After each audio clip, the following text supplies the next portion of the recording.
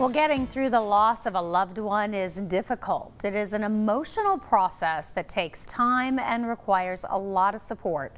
A new 8-week course will begin later this month at an area church. It is hosted by Tetrick Funeral Home. Here to tell us more about Grief Journey is Laura Graham, and she did bring Richie along, talking about getting through these difficult times. And I know this is something you guys started. Did you start a couple years ago? 10 years ago. Yeah. Almost 10 years ago. So you've helped a lot of people Yes. over those 10 years get through very traumatic, dark times. Yes. But we're very excited. We're doing a new program this year. It's called Grief Journey, and it has been written by Chris Osborne, the lady that teaches and facilitates our sessions. We've partnered with First Christian Church for almost 10 years in the Grief Share Project, and what we've learned over the time is that last month it was a 13-week course, and people seem to drop off that last month because 13 weeks to commit to 2 hours a week is a long time. So she has written her own course, and it's going to be for 8 weeks. It will begin tomorrow night at Tetrick Funeral Services at the funeral home, and it will be from 6 to 8. We want to give people that work an opportunity to have a session to go to. So 6 until 8 o'clock, Yes. and then it really does take people through a process. Yes, and there will be homework that Chris assigns, and you will have much better results if you work through the process and do the homework.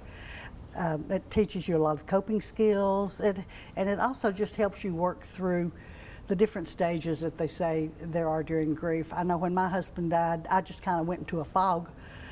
And I thought I was just losing my mind, but I found out this is part of the natural thing that often happens to us, and I think it's the Lord's way to help us get through that time. So Chris tells about all these different things that you may experience too, and that don't think you're crazy, it's normal. So all the steps that you take, and you do it with people that I think is so important, because it seems like, I would imagine, you're just kind of on an island by yourself when you're going through You this. feel that way, but then when you come to these sessions, all these other people are going through the same thing you are, and you realize you're not alone. So it's just a wonderful time to bring yourself with other people going through the same thing you are. And Chris is just fabulous. She's a retired funeral director, and she's a grief counselor.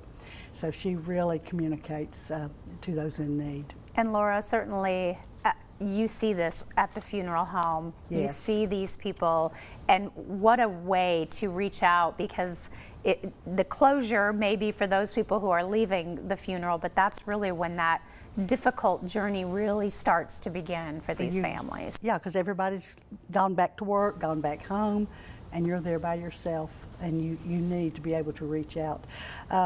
One of the sessions I did as a participant, because I said I knew a lot about grief, but when my husband died, I realized how much I did not know about grief.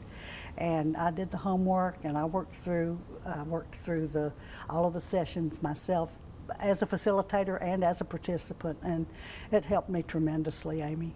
Well, we're going to give everybody the information. Not too late for them to get signed up. No. And here is that information. As she said, it starts tomorrow night. It is a free service that they do, and it is held there beginning at Tetrick Funeral Home in Johnson City. To register and for more information, you can call that number right there on your screen. It's 423-610-7171. And Laura, thanks for what you do. Thank you so much.